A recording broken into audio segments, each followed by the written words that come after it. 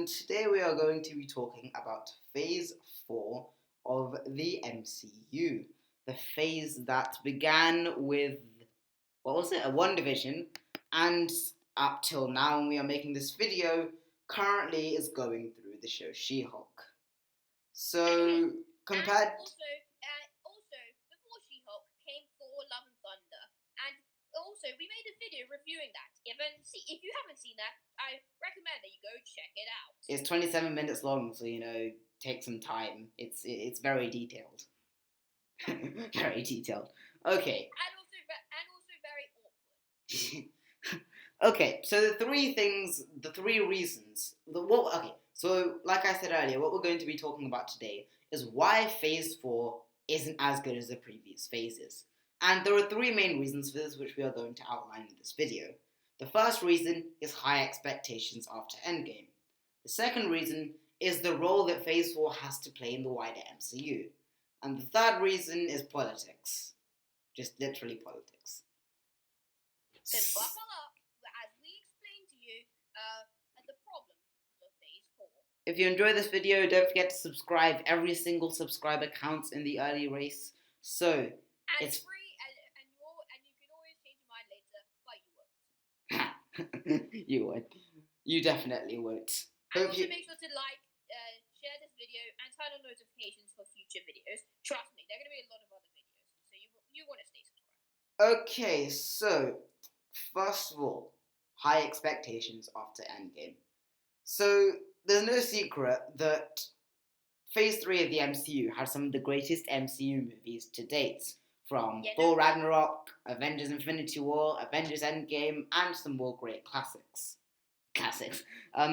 So, the question on everyone's minds was, how was Phase 4 going to top this? How was Phase 4 going to up the ante, introducing so many new superheroes, developing the stories of the superheroes before it, and blowing everyone's minds? Well, the answer to that question is that they weren't. So, expecting something like endgame level movies every single time was obviously not going to happen, because Endgame was the culmination of 26 movies and over a decade of storytelling, whilst the beginnings of Phase 4 were going to be some movies and shows which had maybe one or two movies to support it, or nothing altogether. For example, Eternals, Shang-Chi, What If. These shows were just completely standalone, introducing new characters. So people are expecting a bit too much. To either expand on characters after the aftermath of Endgame, or to introduce new characters. Like Sparsh said, things like this. So people were, you can't really expect something like Infinity War or Endgame, because they physically couldn't do that, because they didn't have the heroes to do that, and because they didn't have the time to do that. There was also a little thing called COVID, which put a wrench in their plans, and it's hard to say whether Phase 4 would have been any better if COVID hadn't struck. I'm willing to bet my money on no, but it certainly played a part in the fact that, the MCU isn't that great today. Well, to be fair, Infinity War and Endgame was kind of like the end it all of Phase 3. Yeah. Everyone had really, really high expectations for that. After now that's ended, I'm pretty sure people's expectations have lowered, but they still wanted it to be really, really good. And the problem is that Marvel not only wanted to pump out to do this, to introduce new characters and develop the stories of older characters, but they wanted to do this in mass quantity, which brings us on to our second point: oversaturation. Before the days of the COVID pandemic and Disney Plus, you maybe had 1, 2, or maybe 3 movies every single day in the later years. Now, in the 2 years, 2021 and 2022, we've had a lot of stuff. We've had One Division, Falcon and the Winter Soldier, Loki, Black Widow, Eternals, Shang-Chi, Doctor Strange in the Multiverse of Madness, What If, Thor: Love and Thunder, Hawkeye, Moon Knight, Miss Marvel and She-Hulk. That's 13 shows and movies in total in just the space of 2 years. Now, to compare that to Phases 1, 2, and 3, Altogether, they had 26 movies spread over 11 years. So that's about, I don't know, 1 to 2 movies per year. 13 movies in 2 years, 13 movies in series in 2 years is a bit too much. And this is also showing in things like their CGI. For example, the new She-Hulk show, the CGI is like really, really bad, I'm gonna say. It's atrocious. To be fair, they had to do. I feel like they wanted to catch up because the fans had lots of expectations, so they wanted to catch up and deliver because, well, COVID. They didn't have anything in 2020, so they kind of wanted to compensate for that by having lots of things in 2021 and 2022. The problem is this is bad in a lot of ways. First of all, again, oversaturation. People are going to get bored very, very quickly. If you look on YouTube, you'll see loads and loads of videos about people falling out of love with the MCU, not watching MCU movies anymore, disregarding the MCU altogether, because they're just tired of the same thing over and over again. Just having to watch every single show to understand the wider MCU. This links into another problem, not an exact reason that we'll mention in this video, but that it's kind of all a bit too connected. Like, to understand Doctor Strange in the Multiverse of Madness, you need to watch WandaVision, and to understand WandaVision, you need to watch Infinity War, and to understand Infinity War, you need to watch Civil War. You get the idea. Before, you could kind of sit, even if you didn't understand. So, personally, I watched Infinity War and Endgame as my first 2 Marvel movies. And, it's pretty cool, the action and all. I didn't understand who any of the characters were, but, the CGI purple big chin man was cool, I guess. But I understood most of it. But I understood all the Marvel stuff. I was more of a Marvel fan than Harry was at the time. Yeah, but after rewatching them, I understood it more and I liked it more. But the problem with these is that you kind of have to watch every single one. So, I watched a video about a few months ago about, you probably know KSI. He watched Doctor Strange in the Multiverse of Madness, and he didn't understand anything. And then so the thing is, the problem is, watching MCU shows for some people, for most people, has become less of an enjoyment and more of a chore. To understand everything that's coming out, you need to watch everything before it. Nothing can just be a standalone show which doesn't link into the wider MCU. Everything has to be a setup for something else. Miss Marvel is a setup for the Marvels. She-Hulk is a setup for, She-Hulk Season 2. Loki is a setup for Loki Season 2. WandaVision was a setup for Doctor Strange in the Multiverse of Madness. Oversaturation, that's the problem. People are getting too much and they don't like it. Spreading things out will not only mean that people will get more excited every time something comes out, rather than just treating it like something else, which is what basically everyone is. To be fair, it does make sense because, in all fairness, when the first Marvel Comics movie was literally Iron Man, and everybody would normally you'd have to watch from the very beginning to understand it. You wouldn't watch it so for example, you wouldn't watch Infinity War just because it sounded cool. I did. I watched Infinity War and Endgame. Like I said before, I watched Infinity War and Endgame as my first 2 Marvel movies. Well, but it had a sick trailer. But you had to watch from the very beginning to understand everything. So Iron Man 1, you'd have to watch that first. Then yada yada yada, and then boom, you're finally at the cool stuff, such as Infinity War and Endgame. The problem with Phase 4 is that everything's coming out so fast that people are getting bored of it, and they just don't like it. It's just coming out too quickly. So as soon as one show ends, a movie comes out. As soon as the hype for the movie's ended, another show comes out. As soon as the show ends, 2 weeks later, another show trailer's released. 2 weeks later, the actual show's released. And that people are getting just too fed up about it, having to watch everything. Because at some point, if they're going to watch a movie and understand nothing about anything, because they forgot to watch that one show from 2 months ago that they thought was irrelevant, but now it's relevant in this movie with a completely different title and no indication that that character was in any way linked to the story. Again, this is an over-exaggeration, but it's kind of proves my point. Like I said, to understand Doctor Strange in the Multiverse of Madness, you have to watch WandaVision. And if you didn't watch WandaVision because you thought the sitcom thing idea wasn't for you, then you will not understand who Wanda's kids are in Doctor Strange in the Multiverse of Madness. We probably will do a video on that soon as well, so stay tuned for that. To be fair, the MCU stands for Marvel Comics Universe. lot of the material based in the cinematics is based from the comics. So I'm pretty sure the MCU, like, lots of it is for people who know the comics and all that. I mean, like, have you read many Marvel comics? No, but I'm pretty sure there are lots of references to the comics, which lots of people do. Fancy references that, like, a few people watch, but, like, not too many. Yeah. There are a lot of Easter eggs that people don't understand, but that's because if you've read the comics, you would understand, but not the actual MCU. So now we move on to our next point, which was, what was it again? I kind of forgot. Politics? No, not politics. That was afterwards. Yeah. What was it? Okay, so just quickly backtracking. Excuse us for a second. So there was hype after Endgame, oversaturation, and let's just go on to politics because I can't remember what the other thing was. So yeah, politics. So a lot of people have talked about this. A lot of people. And they've all kind of taken different standpoints on it. They've all looked at it from different angles. We're going to give you a quick, kind of rundown of this. A lot of people do not like new Marvel products because they're kind of trying to push an agenda.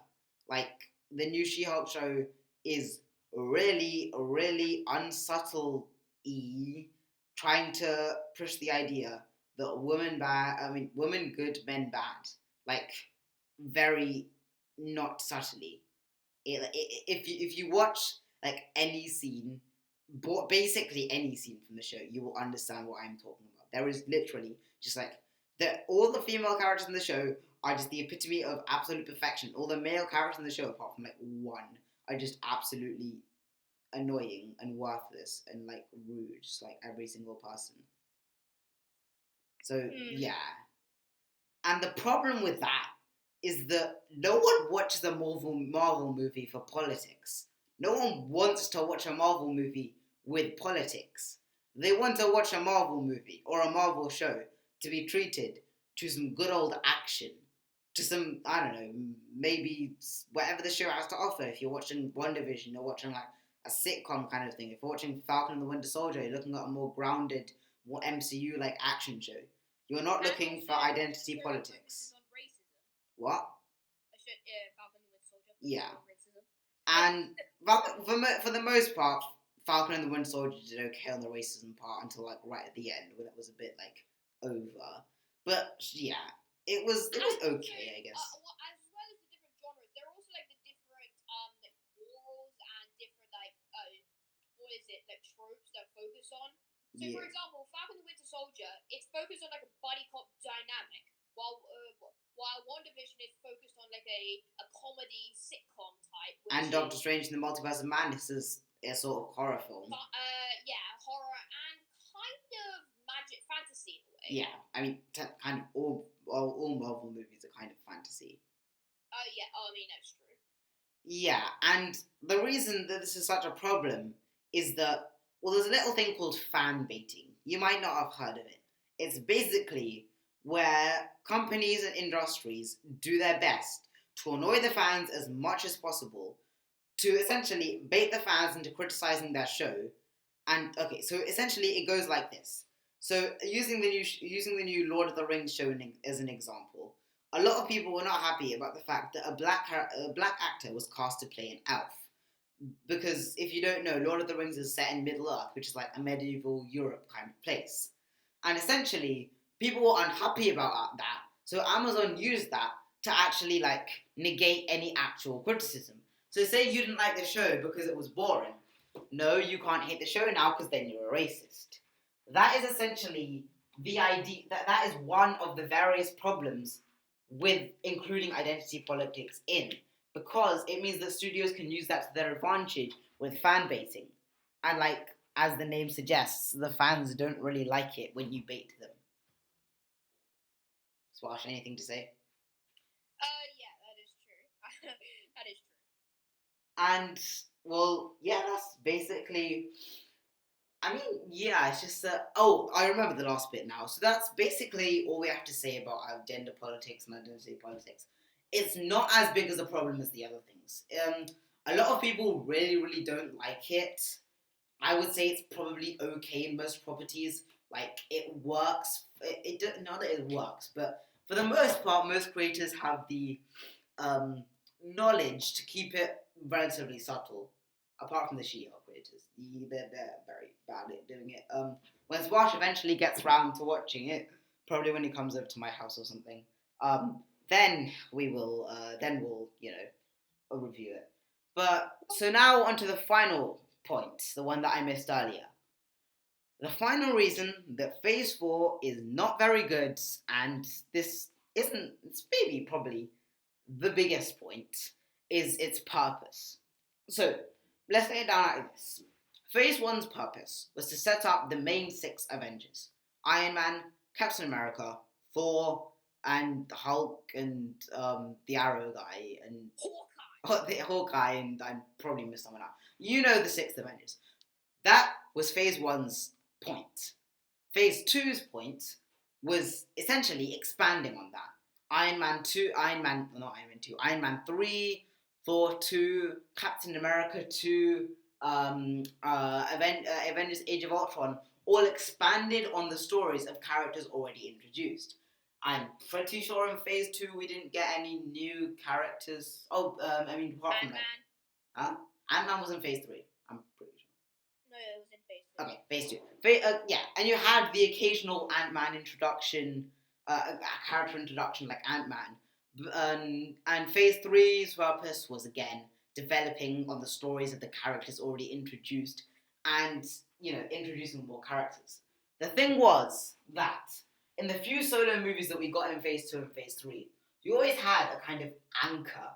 So, if, for example, in Ant-Man, you had Sam Wilson in one scene. It wasn't that big of a deal, but, it kind of helped anchor Ant-Man to the MCU. It made it so that it really felt like it was in the MCU and not just some movie about an Ant-Man in some weird world. And Black Panther had already been introduced in Captain America Civil War, anchoring him to Captain America, Black Widow, everyone like that. So that when a solo movie came round, everyone already knew who he was. For Captain Marvel, the anchor was Nick Fury, a character who a lot of people, including myself, really like and enjoy, and he was a prominent part of the movie. In Phase 4, you don't really have that.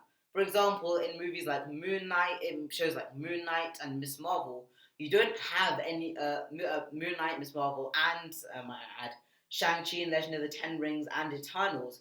You don't really have any characters that you know. You're essentially introduced to these. For Shang-Chi, that isn't true because there's, Wong. Like in the post-credit scene, in the last post-credit scene. Yeah, Shang-Chi, yeah.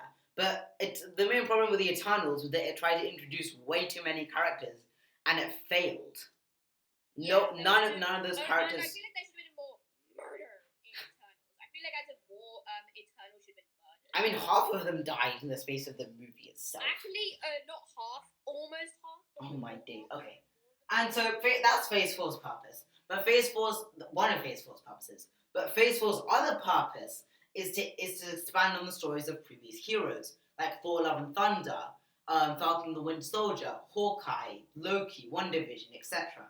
Now, it may seem like Phase 4 is essentially doing the same thing as Phase 3 and Phase 2, and essentially, since, you've had Infinity War and Endgame, they should be better at making these movies.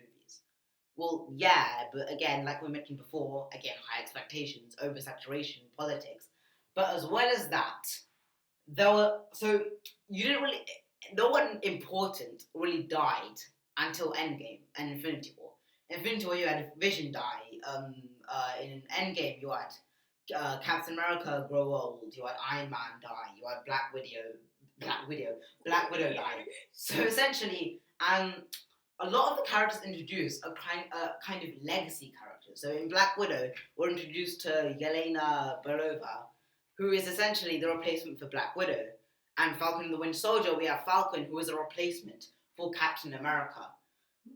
And essentially, for the MCU, in the past, for Phase 1, 2, and 3, you always had an anchor for all of the solo movies. But now you don't have that. You have random ships floating in the same ocean, but you have nothing connecting them together. you have nothing making them a fleet. Close to nothing. In Miss Marvel, you have like Captain Marvel and other superheroes like being mentioned and stuff. But yeah, you get the idea. You have like nothing to connect onto, and that's not necessarily a bad thing. You could have a movie in the MCU where you have no other characters, where you just introduce a character, but not this late into the MCU. Phase 4 is essentially Phase 1 again, introducing new characters to replace the old ones, so that you can eventually, in Phase, I don't know, 7, have another big bad and have the Avengers come together. But the problem is, you've got to have Phase 1, but you've also got to have Phase 2 and 3 again. So Phase 4 is kind of like Phases 1, 2, and 3 all combined together, and you've got them oversaturating it with politics inside, and you have the hype after Endgame that's slowly dying down. So all of that culminates in people just not liking Phase 4. And not everything is bad. Like, personally, I thought the shows in 2021, the shows in 2021 were okay. They weren't that bad. I really liked No Way Home. Black Widow was pretty bad. Loki was good. Oh yeah, Loki was came out in 2021. Black Widow was pretty bad. I guess Eternals was really bad. And in 2022 we got the Abominations of Thor: Love and Thunder and Doctor Strange in the Multiverse of Madness as well as She-Hulk. But Moon Knight was pretty good, even though it had no anchor. It was a good standalone show. Same with Miss Marvel, it was not that bad. It's kind of enjoyable. It's not that great. We might review it later. But yeah, all of that coming together means that people don't like Phase 4, including us. I would say people give Phase 4 a lot of hate, and some of it is not out of Marvel's control. Things like the pandemic spoiling all their plans. Like, if you can see on the screen here, it says that Black Widow is meant to come out in 2020. Same with Falcon and the Winter Soldier and Eternals. But obviously, everything got delayed. So Thor: Love and Thunder, which was meant to come out in November 2021, got delayed all the way until June 2022. So, and things like the changing kind of political climate, meaning that I guess that's something that has affected all of the MCU. Like, you can't, in the Phase 1 of the MCU, you had things that in Phase 4 would be considered unacceptable by some parts. And you've got to adhere to a wide variety of people. Most of it is in the MCU's control. Things like gender politics, which have no place in the MCU. Oversaturation, which they shouldn't have done. Overhype, I would say that was definitely out of their control. They couldn't do anything about the hype. But for the most part, the MCU have pretty much been at fault for their downfall. And it's not too late to improve. They probably are going to improve with the later phases. But I think Phase 4 is definitely going to be considered probably the worst phase in all of Marvel. So I think that's all we have today. So don't forget to like, subscribe, hit the notification button. We'll probably be... video to your friends. Yes, definitely do that. We will probably be coming out with some reviews of the early 2021 shows, which we have both watched, even though we are very, very late. And as soon as Sparsh gets his Disney Plus subscription back, we'll be reviewing She-Hulk, Moon Knight, Miss Marvel, perhaps, etc. I've watched Moon Knight. And also all the other shows. The only thing I haven't watched is, what was it? Obi-Wan Kenobi, and what was the other two? Oh yeah, Miss Marvel and She-Hulk. Those are the only things I haven't watched. Okay, so we'll go from there then. Don't forget to like, as we said before, like, subscribe, share the video, and thank you for visiting Hash Talks. Yeah!